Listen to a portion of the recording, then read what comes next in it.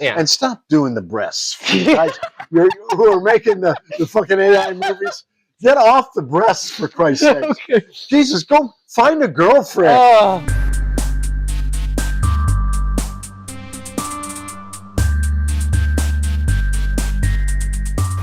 What's up, everybody? Welcome to the Tabletop Trash Can Podcast for April 2026.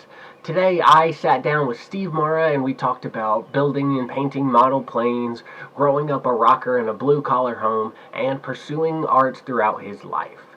I apologize for the spotty audio at times. I'm still figuring out how to do all this. You may need to turn your volume up, but I'll remind you at the end of this to turn it back down so the next thing that plays doesn't blow out your eardrums. But first, before we get to that, I want to give a huge thank you to all of our Patreon subscribers, but a special thank you to our trash panda, Erica G. I am eternally grateful for all your beautiful panda support. If you would like to get your name shouted out on the show, write in with questions, or get the full uncut interviews, head on over to the Patreon and subscribe at any tier or whatever it is that you want. Patreon.com/TabletopTrashcan. That's it for now. Hope you enjoy the interview. 12 years old, 1964, I saw the Beatles. Okay. Practically the next day, I picked up an acoustic guitar. Sure. And a couple of guys in the neighborhood and I started, taking lessons and doing all that kind of stuff. So over the summer, we got good enough to play, 3 chords or whatever. Sure. And Hey, people have made a whole career off 3 chords. Some of the greatest songs in the world were 3 chords, Yeah. But it was just consuming. At 12 years old, to be consumed by that, Sure. That's what I want to do. Sure. So the guitar and all this kind of stuff and stuff. My first band, which was the Cobras. Okay, that's a good name. That's a good name. My brother, middle brother Tony, was sort of a T-shirt artist at the time, Mm-hmm. So I said, "Hey man, can you make us Cobra shirts?" He says, "Yeah, we can do it." So he put it on the back. It was great. Big fangs like this and all that kind of shit. So I got the guys together and I said, "Listen, I got a great idea. I want to have a concert on my parents' patio and invite all the neighborhood people, parents, kids, all this. But I want to pay Julie Thompson and some of her girlfriends that when we're done playing our songs and we turn, so the audience can see our shirts, they scream and come up and rip our shirts off." Okay. We paid each of the 4 girls $1. $1? $1. And this concert, this is 1970 money. Oh yeah. And we played to the records, so we lip synced. Sure. We couldn't do all that Okay. shit. And I used my dad's Macintosh speakers and all this stuff like an amplifiers, and we had chords coming from our guitar, just to look realistic. And we hit our last song, it was like Help or something like that. Okay. And we hit the last chord, and we turned, and the Cobras were on our back, and the girls screamed and came up and started ripping our shirts off. You should have seen the look on the mothers. Mothers in the crowd. They were aghast. Yeah. It's like, I've never seen my child act this way. Everybody loved it, except for them. Sure. And it was very successful. That was my first gig, my first marketing stunt, my first gig. Did you have the wherewithal to cut them a little bit before, or no? They had to pull. They just yank it on. You're like, oh, I might have made a mistake. It hurts. Oh, it's not coming off. Suffer for the craft. But that was I still have the business cards for the Cobras. That's fantastic. I still got my Beatles ticket stubs. I wouldn't ever let those go. Oh God, I still have those. So growing up, your dad was always in construction. Always in construction. And so that was pretty obviously for you. Like, that's not my path. Yeah. What were some of the other things that you were doing? Like, we love games here. So like, what were some of the things that, besides music, obviously that was a big part of your play. Mm-hmm. Were there other things that tickled that part of your play side? Well, models. Really? I used to build models. Okay. Paint them real detailed, all kinds of ships, planes, cars, all kinds of stuff. And then one of the guys in the band, the Cobras, had this great idea. His house was right in front of a big ditch. And we used to go back there and play around and get in the mud and all that kind of shit. Steve, let's go back into the ditch and blow your models up. I thought, that's such a fucking cool idea. Let's do that. He wasn't precious with them at all. So we would find a tree near the ditch, hang like a B-17 bomber, put firecrackers in it. And they were the big ones too. Oh, before regulation, it was dynamite. Absolutely, and the thing would just explode. I only wish we had video back then. Right. We had a 16 millimeter film. Sure, but not accessible. Not accessible, really. Yeah. But we used to blow shit up, and I would build them and blow them up, and I thought that was so much fun. And like I said, if I would have had some sort of way to film it, I would have filmed it, and that would have opened my film career. Is that something? Slow-mo and shit, like this. Is that something you've ever tried to get back into, the model building and stuff, just as like a? Not so much, because my son took it over, so I sort of helped him initially. Yeah. He liked all the Army stuff. He built this big Missouri ship and submarines and all this kind of stuff. So I helped him along, kind of pushed him along, and he got into it big time. Then he moved from models to Pokemon and all that. Relatable. Very relatable. Card collecting and all that kind of stuff. But I haven't really gotten into modeling again. Other things have been my distractions. Sure. Do you remember your first project? The first thing you worked on? My student film. So it was your own thing that you did for your first... Oh yeah, that was your final report. Sure. Was to do an 8 millimeter or a 16 millimeter film. A Matter of Time was the name of it. It really sucks, but it was so fun making it. I tried to make it kind of a sci-fi thing. It was about a prisoner who was completely out of reality. And what he did to keep himself occupied was to draw clocks. Okay. And he'd, move the hands, and that would help time move for him, So at the very end, they're getting ready to execute him. And he draws a clock, and before he goes to execution, the clock becomes a real clock on his nightstand, as he's leaving to go execute. And it was like the world was right. There's my timepiece. So it's just a matter of time before he got executed. Right. But it's a quirky little movie. Yeah, it sounds like it's a big concept that would be very hard to pull off in 20 minutes. No question. Yeah. If you could go back to 1970 and talk to yourself right now, what piece of advice would you give yourself to move forward? So you're 15 at this point, maybe? Well, I'm born in 52, so 70 was 18, right? 18, something like that, yeah. Gosh, what would young adult. Interesting. Maybe I could reframe it. What is something that you have learned in your older life that you wish you would have learned at that age? We all make some bad decisions as we're going through our business interests and all that kind of stuff. And there were a couple times when I probably should have taken that, fifth down writer's job. Or I should have gone to work for this guy at MGM, even though it was, printing scripts and doing all that. There's a couple of those that maybe I should have done, which would have made my job easier when I started getting into wanting to make my own movies. So it's almost a sense of like bite at those opportunities. Yeah. It's that old saying, luck. Then there's no such thing as luck. It's just preparedness meets opportunity. Right. And I probably, I don't know what would have happened, but I could see that probably would have propelled me a little more. I was a maverick. I've been a maverick all my life. Right. So I would always do things my way. Well, it might have been better if, you had somebody that was, vice president of production at MGM and wanted you to work for him. Yeah. You might have had a launching point there. Right. I said, no. I'm going to do it myself. Understanding that like somebody else's way might teach you something. No question about it.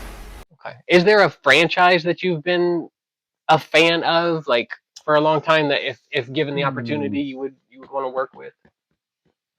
Or even another creator, like a director or a writer or something like that.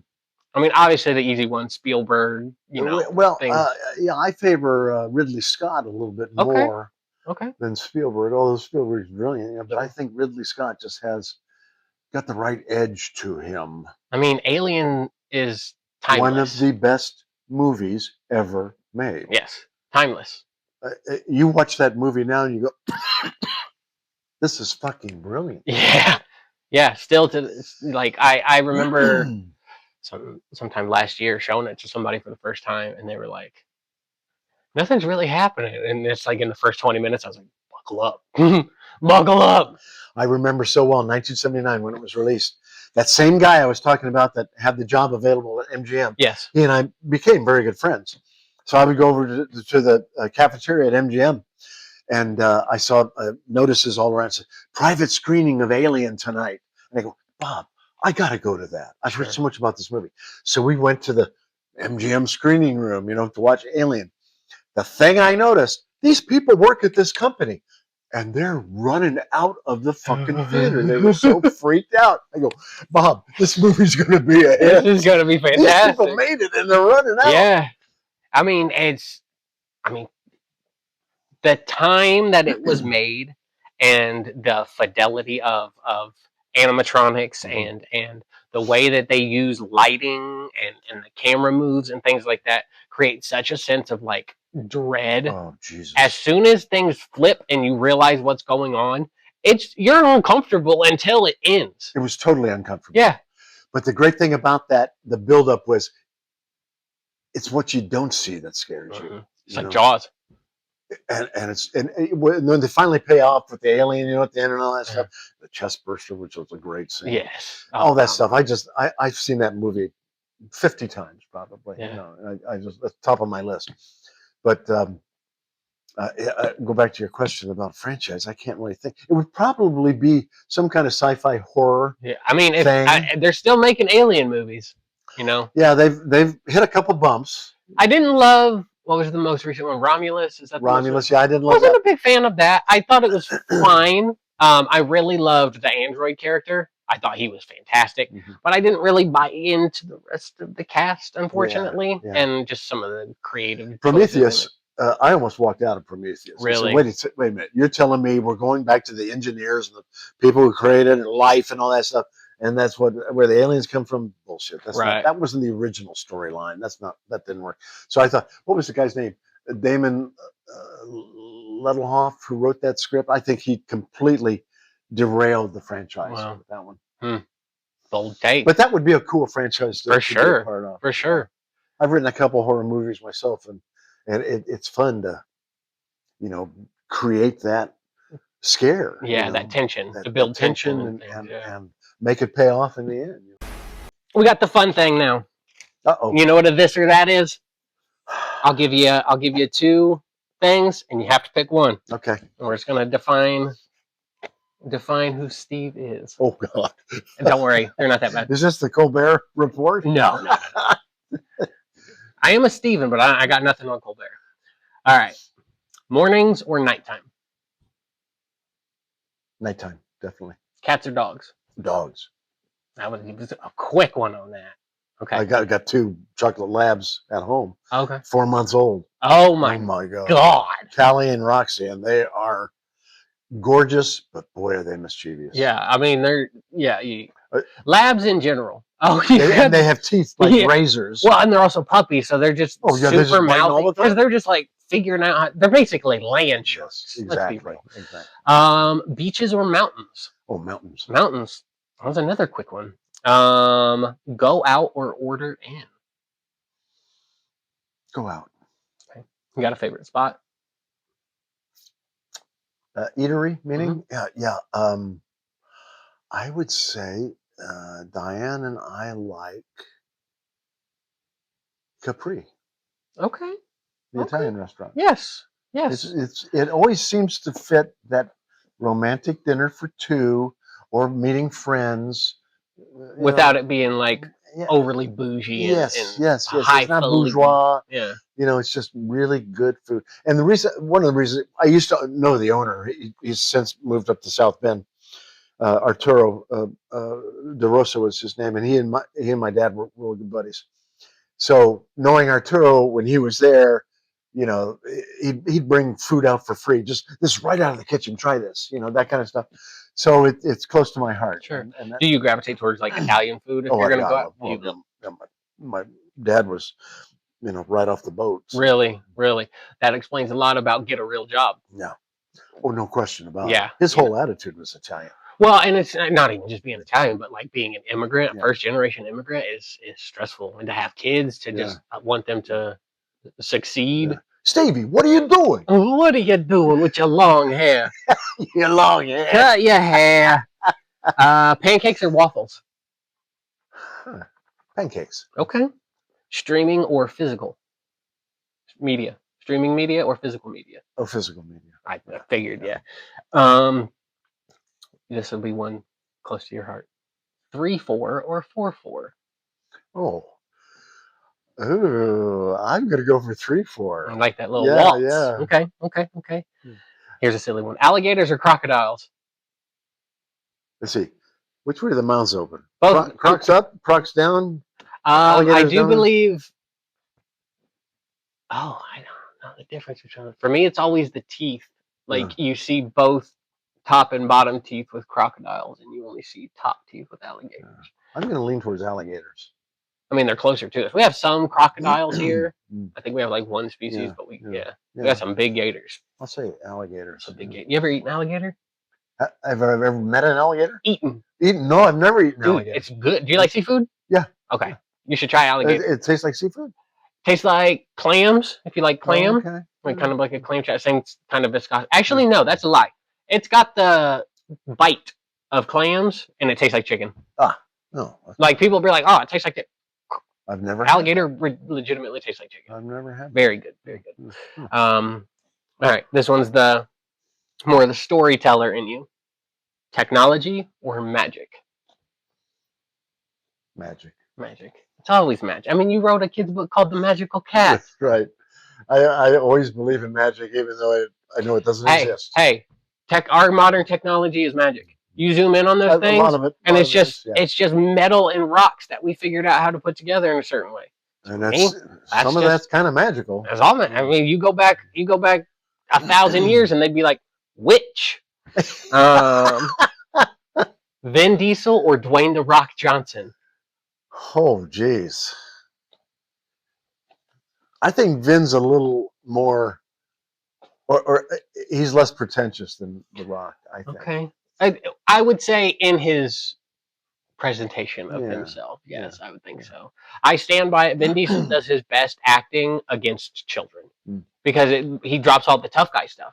Like The Pacifier, one of his best roles. Anytime in Fast and Furious when he's having to interact with a child, his best work. Right. That's it. When he's being the tough guy, it's not great. Yeah. It's not great. And maybe the writer in me says because of his name. It's Diesel. Yeah. His name's Paul Vincent. Is it really? Yeah, that's his real name. That's the whitest name you've ever heard. I didn't know that. This one might be an easy one, but you never know. Deep Blue Sea or Jurassic Park?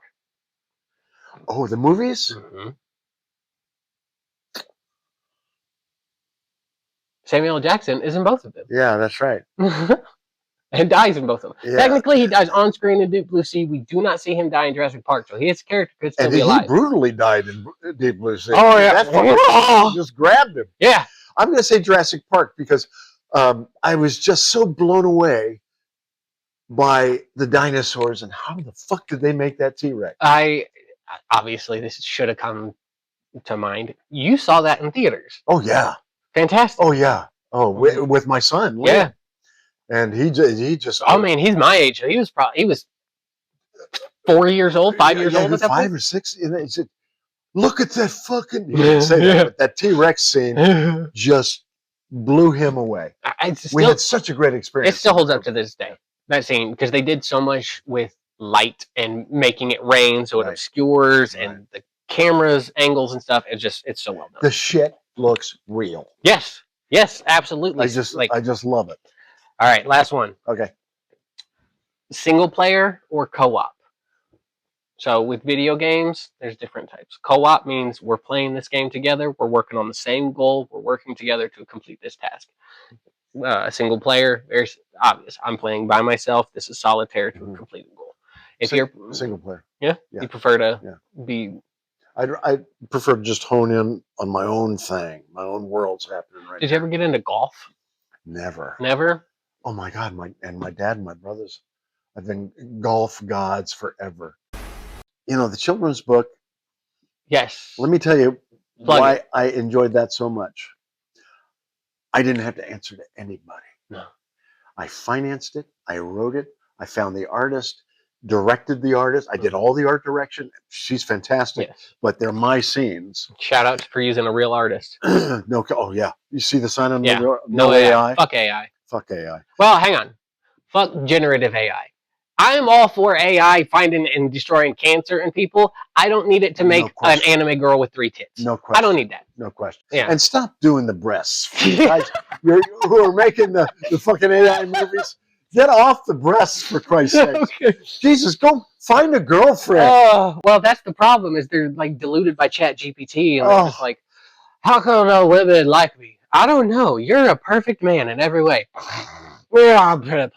Every snippet of slop that I've seen AI produce, I mean, the tits are just hanging out. Yep. Oh, it's like I want my jiggle physics made by a human. Thank you very much. Okay, children's books. We got off on a weird tangent. So I got to do it. I was in control of everything. I didn't have to answer to anybody, and I think it turned out really well. Yes. So, and what is it called? The book? Yes. The Magical Cat of Calico Castle. The Magical Cat of Calico Castle. Where can people find it? Amazon. It's on Kindle now too. Okay. Barnes and Noble, Walmart, Apple Books. Did I tell you the story of how it came about? No.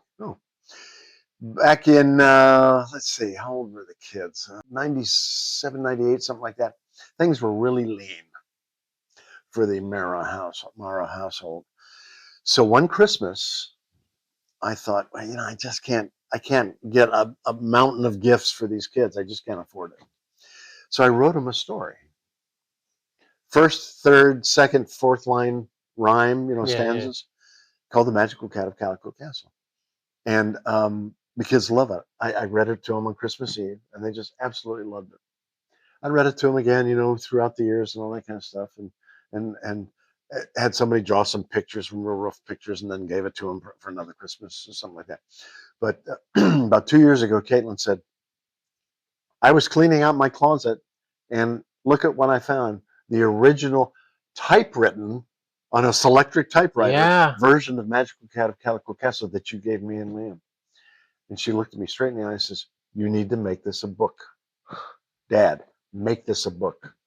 So I went, I got to find an artist. Yeah. As soon as I found Cheryl in Malaysia, of all places. Did you change anything, or was it pretty much just word for word? Word for word the way it is. Wow. And cool. You would notice, I think, if you look I did get a chance to look at it. My mom brought it to the house for the kids, and so I was able to. I think you would notice it's very cinematic. Yes. Over the shoulder shots. Yes, for sure. Different scenes to break up the full page illustration. Right. Break the story up a little bit. Those are almost reminiscent of how comic books flow. Yes. Where it's like where you're telling a story through the images, even without the words. Right. And then to add the story on top of it just adds such a grounding sense to it. It's very. I mean, what was the artist's name? Cheryl Chang. Cheryl Chang. Beautiful work. Oh my! I love that like painterly style. I'll put some things up on the screen. Yeah. Oh, do that. It's beautiful, beautifully done. She just I found her and magic happened. Yeah. And it's so crazy. So you wrote this in the 80s, in the 90s, late 90s, late 90s, and 25 years later, it turns back up, and you're able to get it going. Yeah, that's really cool. That's cool. Steve, it was such a good time talking to you. I love talking to you, man. Always. And then, go find The Magical Cat on Amazon and Kindle. Download it. I believe it's free it's free now. The next for the today, Friday and Saturday. It's free. Okay. Apparently, the agent that I hired to do this, if you can just give away a lot of books, it all of a sudden become a bestseller, even though you're not selling the books. The algorithm makes it a bestseller. All they see is movement. That's all they see. Okay. Yeah. I'll make sure I put it up on the screen. Oh, that'd be great. Yeah. It's always good talking to you, man. I love it. Thank you for asking me to do this. This was Of course. great. I love it, As always, everyone, be good, be kind. I'll see you in the next one. Bye.